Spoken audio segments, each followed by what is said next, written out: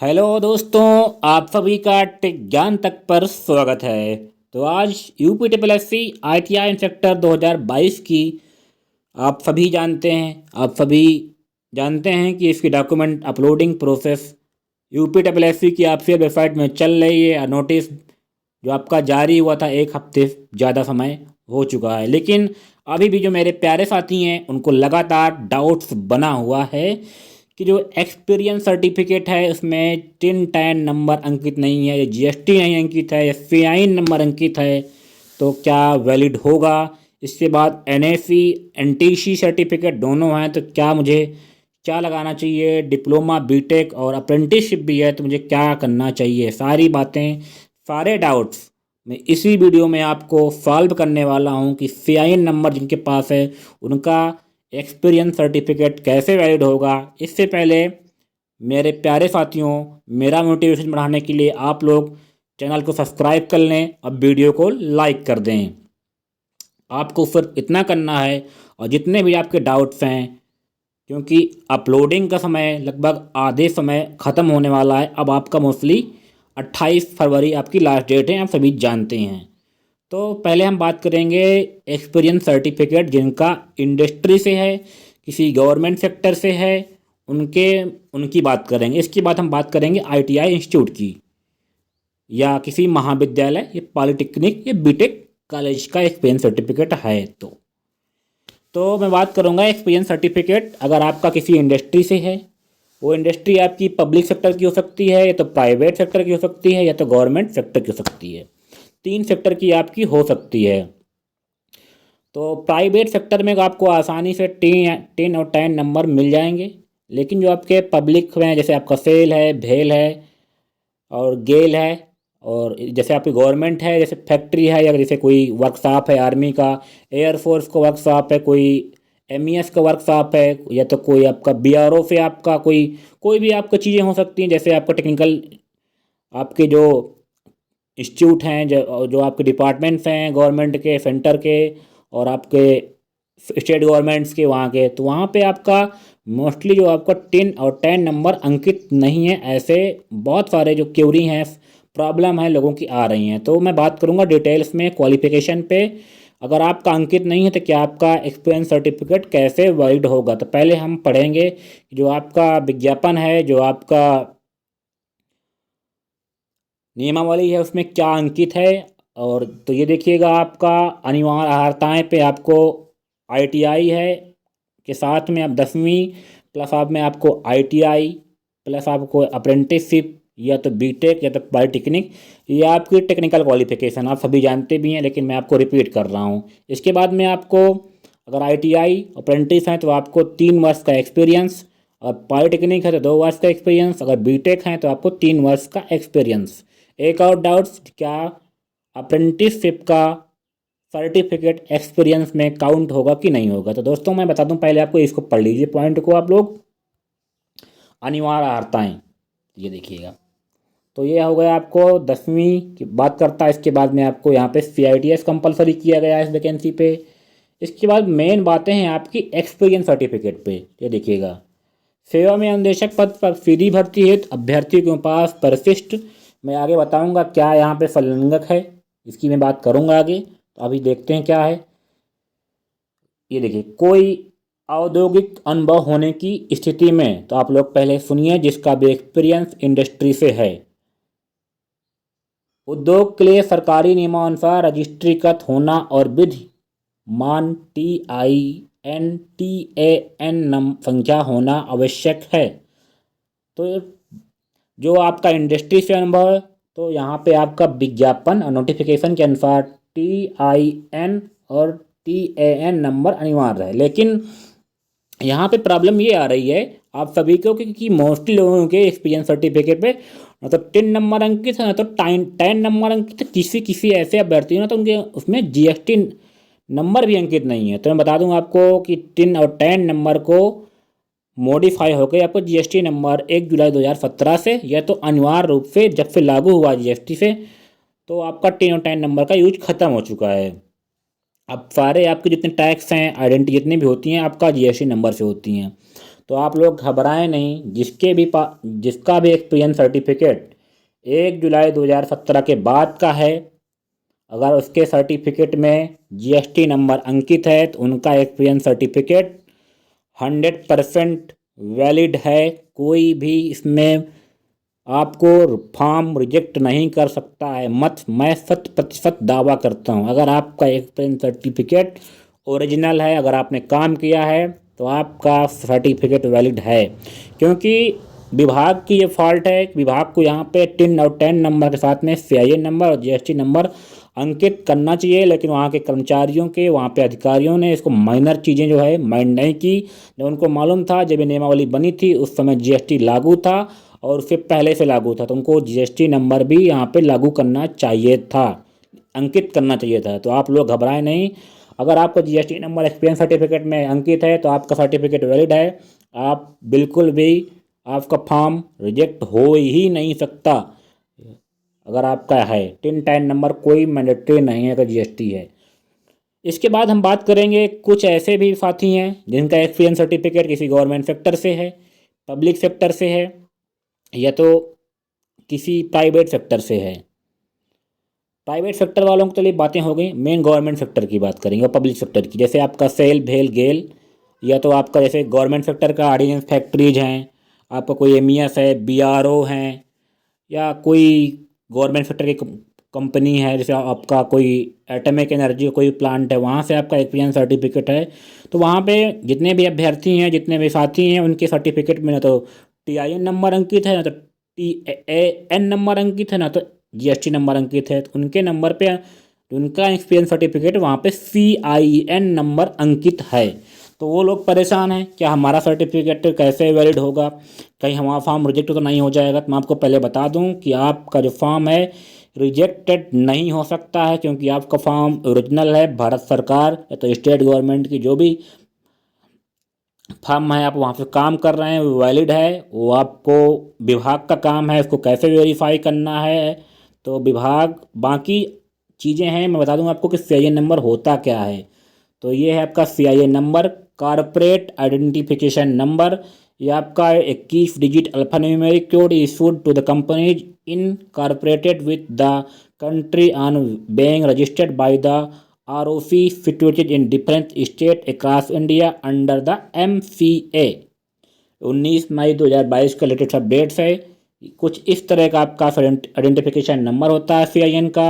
ये listing states है, industrial code है या स्टेट कोड है।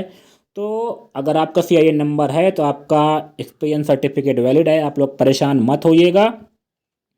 लेकिन आपका 10 जीएसटी और सीआईएन, चार चीज़ों में कोई एक चीज़ 100% अंकित होना ही चाहिए। बाकी रही बात वेरिफिकेशन की, तो डिपार्टमेंट्स का काम है कैसे वेरीफाई करेगा। आपका लेटर जाएगा, वहाँ से कंफर्मेशन फिर लेटर यहाँ आपके डिपार्टमेंट से आईटीआई आएगा, या तो आएगा या तो विभाग वेरीफाई करेगा आपका। तो मोस्टली जो प्रीवियस वैकेंसी जो आपकी हुई थी 2014 में, उसका एक्सपीरियंस सर्टिफिकेट आपका आईटीआई विभाग ने ही किया था। सिविल एविएशन विभाग जो है आपका, आईटीआई ने, और विभाग ने इसका वेरीफाई नहीं किया था। तो वहाँ से लेटर गया था विभाग से, वहाँ से कंफर्मेशन लेटर फिर विभाग आया था।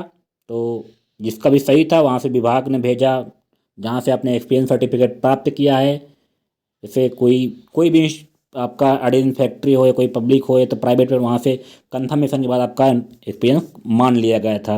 कहीं से भी आपका दूसरी तरह से कोई चीज़ें मांगना नहीं हो सकता। आपको एडिशनल इस बार कुछ चीज़ें मांग ली जाएँ, आपका पेमेंट स्लिप है, आपका कुछ और चीज़ें हैं, तो आपको कहीं ना कहीं कुछ चीज़ें अगर वैलिड एक्सपीरियंस सर्टिफिकेट है तो आपको देने में कोई दिक्कत नहीं होगी। रजिस्ट्रेशन अटेंडेंस होगा कुछ ना कुछ आपके पास, कितनी भी छोटी कंपनी हो, कुछ भी हो, कुछ ना कुछ आपके पास होगा ही होगा। तो आप लोग परेशान मत होइएगा, आपका एक्सपीरियंस सर्टिफिकेट मानना है। आप जितने भी लोगों से बात करेंगे आपको कन्फ्यूजन होगा। तो इसके बाद हम बात करेंगे जिनका एक्सपीरियंस सर्टिफिकेट आईटीआई संस्थान से या तो पॉलिटेक्निक कॉलेज से, किसी महाविद्यालय से, या किसी बीटेक कॉलेज से, तो वो कैसे होगा। तो यहाँ पे आपका जो एक्सपीरियंस सर्टिफिकेट यहाँ पे साफ इंगित हुआ है। तो अगर आपका एक्सपीरियंस सर्टिफिकेट किसी महाविद्यालय या संस्थान से है तो वहाँ पे जो जो आपका वेतन है, तो वेतन तो उसमें भी इंगित होना चाहिए, लेकिन इसमें आपको जो इंस्टीट्यूट का कोड है वो अंकित होना अनिवार्य है। देखिए, संस्थाओं से अनुभव होने की स्थिति में अभ्यर्थियों के पास अंतिम परिणाम घोषित हो जाने तकनीकी अर्हता अंतिम परीक्षा तय करने के पश्चात छात्र प्राप्त संस्था महाविद्यालय से कार्य करने का अनुभव आवश्यक है। कार्य की प्रकृति, कार्य की अवधि, अभ्यर्थियों के लिए सतत वेतन अंतरिष्ट आवश्यक है। तो अगर आपने किसी इंस्टीट्यूट से एक्सपीरियंस सर्टिफिकेट आपने प्राप्त किया है तो आपका बिल्कुल भी यहाँ पे एक्सपीरियंस सर्टिफिकेट वैलिड है। कुछ लोग कहेंगे आपका एक्सपीरियंस सर्टिफिकेट फॉल्ट हो सकता है, तो आपका जो मैं बता दूं, जो आपका NCVT मिस पोर्टल है, अगर ITI में आपने अगर टीचिंग किया है या एक एज इंस्ट्रक्टर वहाँ पे अपने कार्य किया है तो आपका एक्सपीरियंस सर्टिफिकेट दो तरीके से आपका वेरीफाई किया जा सकता है। एक तो आपको विभाग से लेटर जाएगा आपके संबंधित इंस्टीट्यूट में, फिर वहाँ से विभाग से संबंधित जो है लेटर आपके विभाग में आएगा कि जो आप हमारे कैंडिडेट हैं जो एक्सपीरियंस सर्टिफिकेट हाँ हमारे यहाँ से प्राप्त किया है, या तो विभाग को जो भी इंस्ट्रक्टर होती है उसकी डिटेल्स है SCBT की ऑफिशियल वेबसाइट में, यानी विभाग की खुद की वेबसाइट में अवेलेबल है। विभाग चाहेगा तो अपनी वेबसाइट में जा करके अपने इंस्टीट्यूट में जो भी इसके प्राइवेट इंस्टीट्यूट हैं देख सकता है कि हाँ ये इंस्टीट्यूट में इन्होंने कार्य किया है कि नहीं किया है। तो ये सारी बातें थी, तो आपके सारे डाउट्स मैंने हल करने का प्रयास किया। इसके बाद आपको चयन की प्रक्रिया बता दूँ आपको। आपकी चयन की जो प्रक्रिया होगी वो शॉर्ट लिस्टिंग आपको PT के अंकों के आधार पर होगी, और जो PT और 80% आपको लिखित परीक्षा की होगी। 5 गुना अभ्यर्थियों के यहाँ पे शॉर्ट लिस्ट किया जाएगा और 100 नंबर की परीक्षा होगी जिसका 80% जुड़ेगा। 20% आपके CITS के नंबर जुड़ेंगे। जो शॉर्ट लिस्टिंग होगी, मान लीजिए आपके CITS में 80% नंबर हैं तो CITS में आपके इसका 20% निकाल लिया जाएगा और इसको बच्चों का 80, बीच पंचे 100, बच्चों को 40, 16 नंबर आए तो अगर 20 में से अगर आपके जो भी नंबर बनेंगे 5 गुना अभ्यर्थियों को, जैसे आपको किसी पोस्टेड में 100 पोस्टें हैं, 100 गुना अभ्यर्थियों को यहाँ पे 500 अभ्यर्थियों को बुलाना है 500-600, तो यहाँ पे मान कर चलिएगा जितने भी टॉप के 20 नंबर मतलब 20 में जितने भी लड़के मिलेंगे टॉप के जिसके नंबर नज़दीकी 20 के होंगे उनको ले लिया जाएगा और शॉर्ट लिस्ट कर दिया जाएगा लिखित परीक्षा के लिए। फिर यही जो आपके नंबर होंगे इनको जोड़ करके लिखित परीक्षा में आपकी फाइनल मेरिट तैयार कर ली जाएगी। तो मैं आपको बता दूं कि सबसे पहले कि आपका जो एक और बातें बता दूं आपको कि आपका जो एक्सपीरियंस सर्टिफिकेट है वो कैसे वेरीफाई SCBT पोर्टल से हो सकता है। तो हम लोग सीधा चलेंगे आपकी ऑफिशियल वेबसाइट पे SCBT में, तो वहाँ से हम देखेंगे कि विभाग चाहे तो अपनी वेबसाइट से अपनी ही डिटेल से कैसे किसी भी ITI इंस्ट्रक्टर की डिटेल्स वेरीफाई कर सकता है। ये देखिएगा आप लोग SCBT डालिएगा ऑफिशियल वेबसाइट में जैसे ही खुलेगी इस तरह से SCBT-UP.in खुलने के बाद में मैं आपको बताऊंगा कि कैसे आपकी डिटेल्स है। अगर किसी आपने ITI में आपने एज इंस्ट्रक्टर वहाँ पे पढ़ाया है तो कैसे विभाग वो बड़ी आसानी से वेरीफाई कर लेगा। तो अपनी खुद की वेबसाइट से तो अभी अनिवार्य नहीं हुआ है क्योंकि NCVT में इसमें 100% वहाँ पर रजिस्ट्रेशन नहीं है थे, तो आप यहाँ से भी देखिएगा। अगर आपने किसी प्राइवेट इंस्टीट्यूट में अगर पढ़ाया है ITI में तो वहाँ से ये सूची है। निजी में है तो जैसे निजी वालों की जैसे निजी औद्योगिक प्रशिक्षण संस्थान सूची में जा कर के आप कोई भी कॉलेज जैसे आगरा के पहले कॉलेज आ रहा है तो आप इसमें क्लिक करेंगे। ये देखिएगा प्रोफाइल पे ऐसे जाएंगे। अगर आपका कोई भी डिस्ट्रिक्ट है तो अपना डिस्ट्रिक्ट सर्च करिएगा, कॉलेज नेम सर्च करिएगा। इसके बाद में आप जो भी आपका इंस्टीट्यूट है वहाँ प्रोफाइल पे क्लिक कर दीजिए ऐसे। ये देखिए ऐसे ही ओपन होगा। मैं आगे बताऊंगा आपको कैसे अगर किसी कॉलेज में आपने पढ़ाया है तो आपकी प्रोफाइल वेबसाइट की और अब जो विभाग की है उसमें अपलोड है। ये देखिए ऐसे कुछ जाएगा। यहाँ पे आपके प्रिंसिपल की डिटेल्स मिल जाएगी, जो आपके प्रबंधक हैं मैनेजर उनकी डिटेल मिल जाएगी। आगे बढ़ेंगे तो आपको यहाँ मिल जाएगी डिटेल्स स्टाफ जो वैकेंसी खाली है उसकी डिटेल मिल जाएगी। ये staff details working in institute मतलब वो उनकी डिटेल्स यहाँ पे अवेलेबल है खुद की वेबसाइट में ITI की, जहाँ पे आपकी भर्ती हो रही है। विभाग चाहे तो ऐसे जाएगा और बड़ी आसानी से आप अगर किसी जो भी एक्सपीरियंस सर्टिफिकेट है वहाँ के ITI और ज़िले का नाम सर्च करके अपनी वेबसाइट में सर्च कर लेगा कि हाँ आपने यहाँ पे कार्य किया है कि नहीं किया है। तो दोस्तों बड़ी आसानी से आपका एक्सपीरियंस सर्टिफिकेट वैलिड हो जाएगा। तो आप लोग फर्जी तरीके से अगर आपका एक्सपीरियंस सर्टिफिकेट बना है तो आप लोग अपलोड ना करें। अगर आपके कॉलेज ने चेक कर लीजिएगा कि आपने अगर पढ़ाया भी है ओरिजिनल सही तरीके, हो सकता है आपके कॉलेज ने अपलोडिंग ना किया हो, तब भी आप चेक कर लीजिएगा कि मोस्टली चांसेस हैं कि आपका वेरिफिकेशन यहीं से हो। तो ये थी दोस्तों UP triple S C ITI inspector uploading संबंधित जो भी विवाद थे, जो भी आपके डाउट्स हैं, उसके कुछ मैंने सॉल्व करने की बात प्रयास किया आपके डाउट्स। तो आप लोग लगातार तैयारी करते रहें। अगर आपके पास वैलिड चीज़ें हैं तो आप भी राजकीय व्यावसायिक प्रशिक्षण परिषद उत्तर प्रदेश के हिस्सा बन सकते हैं, और बहुत अच्छा चांस है कि आप ITI में इंस्ट्रक्टर बनने का सुनहरा मौका है। आप ज़्यादा घबराएं नहीं।